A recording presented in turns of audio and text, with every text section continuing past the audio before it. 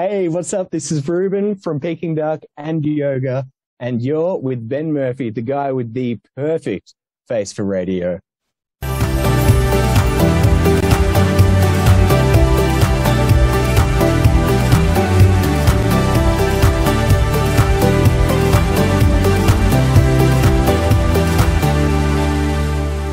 Despite the harmful negative side effects of the many lockdowns and the state of the world at the current time, a lot of good conversations have come out of it. Many recording artists have used the time at home to explore and openly talk about those close to them and their own mental health journeys, while also finding ways to be creative and try taking their art in a new direction. On today's Ben Murphy's Getting to Know, we are chatting with one of the members of the exceptionally successful duo with countless hits under their name, Peking DUK. His new solo work, Y.O.G.A, channels a different lane of creativity outside of his musical partnership with Hyde. The project explores new sounds, textures, and instrumentation. His active passion for promoting mental health and well-being stems from personal connections, including the loss of his friends who sadly lost their battles to depression. With the memories of his mates in mind, Y.O.G.A has allowed our guest to share these stories bellied in his own vulnerability. Wolfer and the Dove is the first taste of new music which will feature on an upcoming EP set for release later this year. Please welcome the incredibly accomplished musician and mental health advocate, Reuben Styles. Hello. Hello, Ben. Hey, thanks for having me. Oh, thanks for being here, mate. Look, before we talk about the incredible new music too much, I hear you're a massive Eels fan and you got the chance to curate the music for their game day. That's good intel, mate. Yes, correct. Bit of a stalk, mate.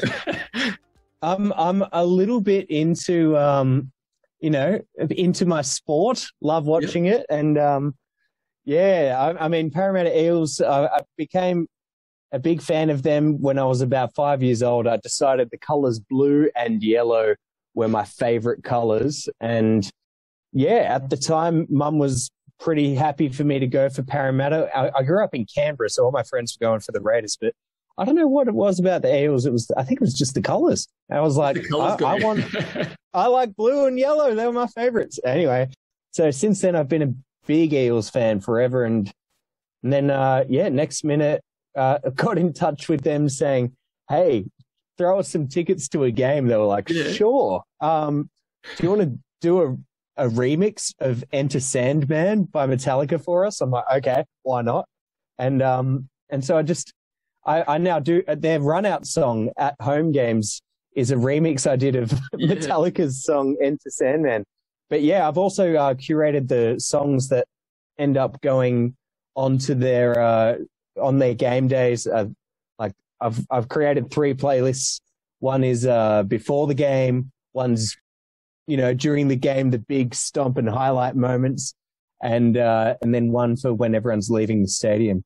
That must be a huge pump for you as a fan and growing up in Canberra and being obsessed with the Eels to now sitting in the stadium and you're like, yeah, I did this. Everyone's getting pumped up for the game because of me. That must be incredible. To have made their run out song, it's pretty cool. I'm pretty stoked with it, to be honest. It's a great feeling. Absolutely. So you did Enter the Sandman for them from Metallica. If you were a big famous sports star and you were walking onto the field, what would be your entrance song? Ooh, damn, that's a gold question. I have never, ever, ever thought about that. I mean, obviously, the song that jumps at my head is that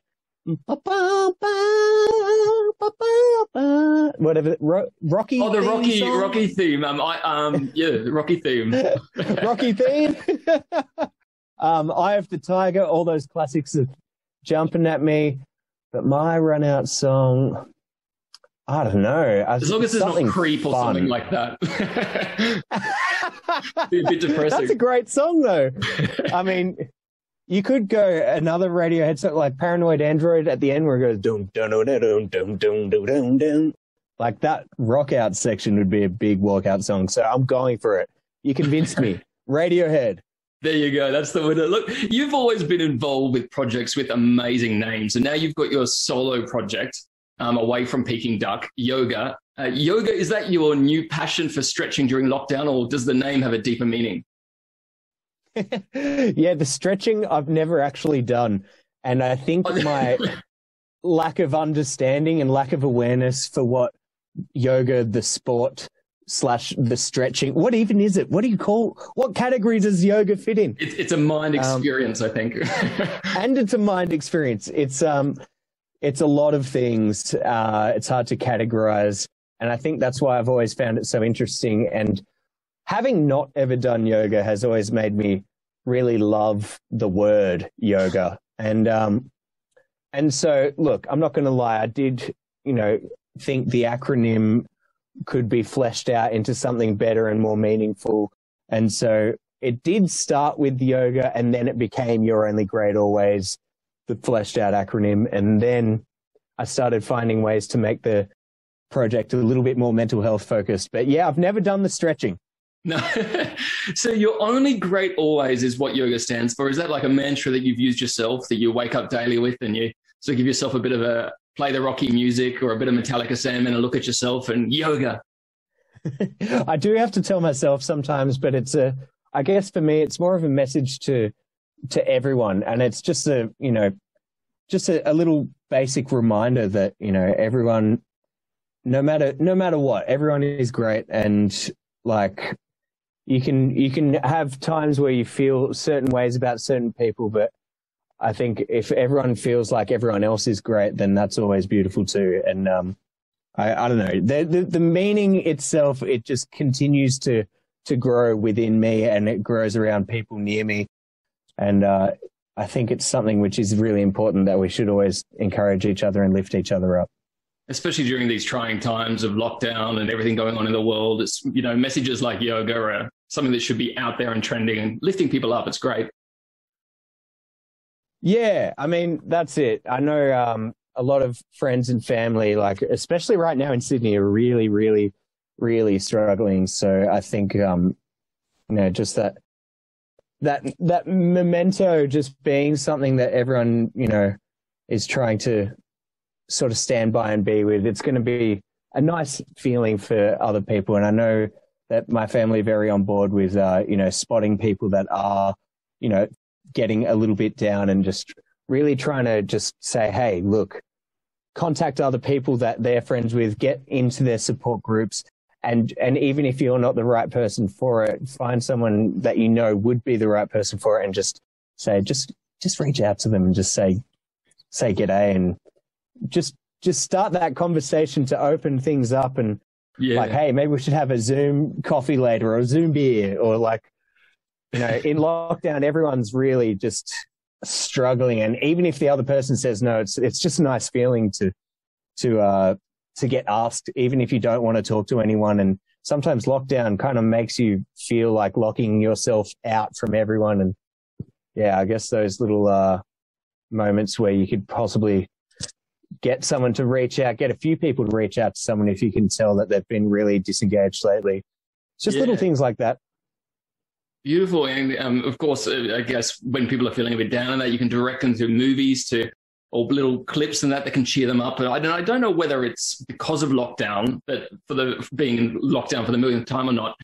But I found myself absolutely weeping watching the video for Yoga's new single, Wolfer and the Dove. It's absolutely stunning. It's incredible. Thank you. That means so much. That video, I cannot believe how well that turned out. Like, what started off as a few ideas, and I was talking with Lucas, the director. I FaceTimed him last time we were locked down, actually. It was ages ago. I was like, mate, I want to do a clip like somewhere in the mountains or on a farm or something like that. And and I was like, I would love to make a story which just addresses, rural stigma to do with, like mental health and just being happy being yourself. And so we started, just riffing out ideas over Zoom beers. And before I knew it, I was thinking about my friend Nicola, who actually danced in drag at my wedding. And Nicola is the most beautiful person in the damn world. And I was like, hey, Nico, do you want to try be a character where we could create a really blokey bloke out of you, and you could just stroll around the farm doing the most blokey stuff in the world. And then we're just imagining someone who's out in the sticks who just keeps having daydreams and visions of himself, but just frolicking around the farm as herself. And he was like, yeah, that sounds damn beautiful. And I'm like, all right, well, let's just go out there with a camera and see what we can do. And I think that really just not having a plan made it so much easier to just go to town and just do whatever we wanted. And anyway, I'm glad you like the clip. It's a very special clip, and I think it's really nice to address things like, you know, rural stigma, sexual orientation, being comfortable with your own self, and you know, and all the beautiful things. I hear there was a bit of life imitating art when you arrived to film this clip around, you know, people dressed in drag in a rural town. You would not believe it. When we rocked up to the Kuma pub that we were staying at, so it was a classic pub where, you know, you've got your schnitties and beers on the ground level, and then you've got the accommodation upstairs. Well, you need your earplugs to sleep at night and drown out the noise. Oh, yeah. We didn't realize it's also got like a little club area for the 18-year-olds to go get absolutely wild. It was so funny, though, when we rocked up, and, you know, the purpose of the clip was to, you know, have, you know, at the end of the clip, and I don't want to spoil anything, so sorry, but spoiler alert, at the end of the clip, you know, Nicola and the farmer, George, you know, Nicola's going around and finally decides at the bar later that after a drink, musters up the courage to go just doll himself into herself and then just put on a show for all the local townsfolk. And so it's one of those things where, you know, Farmer George is looking over going, what the hell are you doing? And then after a while, he's like, oh, shit, yeah, this is great. And I think it's like just that little, you know, being proud of yourself and your own identity, and then winning everyone else over just because they can see how much, you know, how that you do love yourself. And it's a great little moment. And this, I can't believe, happened in real life. We get to the Kuma pub and we're rocking up and we're walking in the front door, and Nicola's got this huge red fluffy jacket, and we're walking into a pub where, oh my God, the blokes would never even wear overalls on the farm. I don't even know how to explain it. If Kuma's quite, it's quite rural, I guess. And we get in there, and there was these tables that just all sort of like started noticing, and like you'd see each table there'd be like 3 or 4 people on, and each person on the table would take turns to look. Like one would look and then go back now, and then don't all look at once. And it was so hilarious. And then, you know, word had spread around town that we were there filming a video clip. And the next day, we finally got back to the pub after shooting, and people were trying to buy Nicola drinks. Everyone was like, oh, the next one's on me, next one's on me. And then, you know, a few people had come who were queer, who were like, oh my God, this is so great to see it in Kuma. And it just seeing everyone just come together, and everyone just like go from like really weirded out at first to like straight away the next day trying to buy Nicola drinks. And just, it was a beautiful, beautiful moment. And it kind of felt like the video clip story happened in real life. It must have been like particularly shocking for rural people, because Nicola looks like such a manly man with his beard and that, and then to see someone so masculine but then so feminine, they're like, oh, where do we box this thing? It's incredible. It's so good. Yeah, and everyone was so on board by day 2, and just we ended up partying. We were like, we ain't going upstairs to bed. This is great. And I think it's incredible that you, as an ally of the LGBTQIA+ community, you've used your platform as a musician to help share some of our stories in such beautiful ways. Is it getting easier to be an open ally and explore some of those or some of your fans still a little bit reserved? I honestly don't know, but I think it's never been hard for me I guess because I grew up with a gay mum, and she was like the whole time I grew up, and she was like also a hardcore feminist. So I grew up a feminist as well, without choice. And she was a vegetarian, but she did let me eat meat. So right now I do mostly eat veggie, but I'm still a meat eater. But yeah, I grew up with a very, very, I guess at the time when I was a kid, I felt like she was the weirdest mum in the world.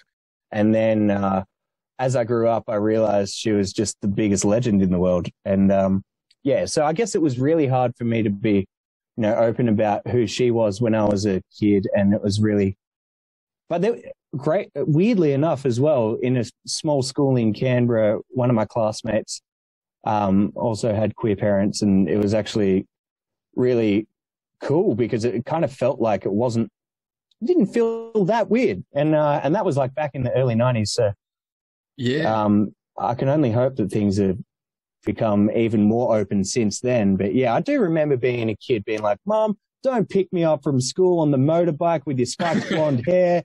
What are you bloody hell doing to me? Oh, all the other kids have long-haired mums. She sounds a wonderful woman, an incredible role model. Was she very touched when you wrote the song Wolfer and the Dove? Yeah, I reckon so. She would have... Shed a quiet tear. It's a beautiful song. She actually she helped set up the whole film clip with me. She was out there setting the stage for the evening, for the bar scene at the end of the clip. And yeah, so she was fully in there helping create it all, to be honest. And she created the very first artwork for the first single I put out, Your Devotion, which is a beautiful. She's a really good photographer. So I mean, yeah, she probably wouldn't need to tell me. I just know. Well, when you're writing a song like that, do you feel it first, or you think of it, you get inspired, does it just come to you all at once? I'm always fascinated by how incredible musicians just come up with works like this that are just incredible. Well, this one, hilariously, I just started looking through it because the sound of the song is a little bit Wild West. I was like, I want to make the lyrics feel authentic and Wild West. So I spent days going through old Wild West lingo, and I don't even know the word for it. Like just words that they only used in the Wild West, like ages and ages and ages ago. And the you're annoying your wife, popping out guns and doing all that sort of stuff, giving people the irks. Yeah, exactly. And there's so many funny like old Western words that just don't make any sense. But I tried to use any and every single one in the lyrics of the song. And I sort of set a scene where I was like, just imagining like, Nicola as a bloke chasing herself, like, and I thought this was when the lyrics were coming together. I thought of like Nicola, a bloke in the saloon with his whiskey, and then spotting on the balcony above the dove. So the wolfer and his whiskey and the dove above, and looking at a lady version of himself just frolicking around in a dress, just like taunting all the men in the bar. And I was like, just imagining that sort of classic old saloon. And so that's how all those crazy words entered the lyrics. And yeah, I mean, every song starts differently. I never really think of lyrics until the very, very end. Like normally it'll be a sound and a soundscape, and then chords, and then vocal melodies, then a bass line. And then once everything's finished, like drums are tracked and everything's finished, then it'll make sense of where the lyrics should go. Because if the sounds inspire something, if the chords inspire something, like, yeah, I think lyrics are always for me the very, very last step. And with the EP coming out later this year, is there a similar vibe to the songs throughout, or a common theme, or it's a bit of a mishmash of what the last year's been, just a bit of everything all happening at once? Look, there's a few very Western sounding tracks, like spaghetti Western sounding tracks. Oh, awesome. And so the theme, I guess, of someone was saying like the EP that sounds like a mixture of like Quentin Tarantino, the Pixies, and Tame Impala. And I'm like, that is so cool. I'm never going to let that down. Like, that's now in my head. But yeah, I don't know. I mean, the theme of the EP, some songs do sound like 90s rock. Other songs sound a bit more modern psychedelic.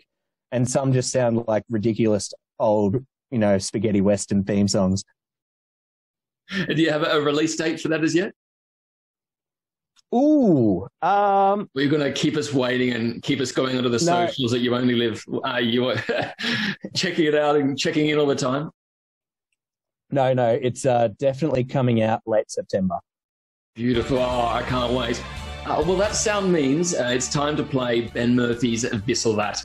Now, I'm going to put 60 seconds on the clock, and you'll have to answer as many questions as you can in that time.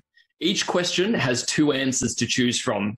You can only choose one, hence this or that. Reuben Styles from Peking DUK and Y.O.G.A. Are you ready? Yes. Okay, your time starts now. A glass of wine or a cup of tea? Glass of wine. Summer or winter? Winter. Do you prefer your friend and star of the video clip for Wolfer and the Dove, Nicola, in or out of drag? In drag. Boxers or briefs? Oh, I don't know the difference. Boxers. Boxers. Despite the depressing side of it all, has the events of the last 18 months been good for creativity? It has been, yes. Being creative solo or being creative with a partner? Solo. Boobs or bum? Oh, no. I don't know. Boobs. Indoors or outdoors? Outdoors. Like the lead in Wolfer and the Dove music clip, could you ever have the courage to rock a dress in a rural area? Oh, that's a tough call. I did try to go drag for a school talent quest and do Shania Twain. Man, I feel like a woman. But yes, I'll have to. Absolutely. Can we expect a solo tour from Reuben Styles as Y.O.G.A anytime soon? Yes, at the end of the year, if we can open up and travel. And finally, should people jump onto their streaming services and download the new single and EP from Y.O.G.A now? Yes! And Reuben, we are out of time. How'd you go?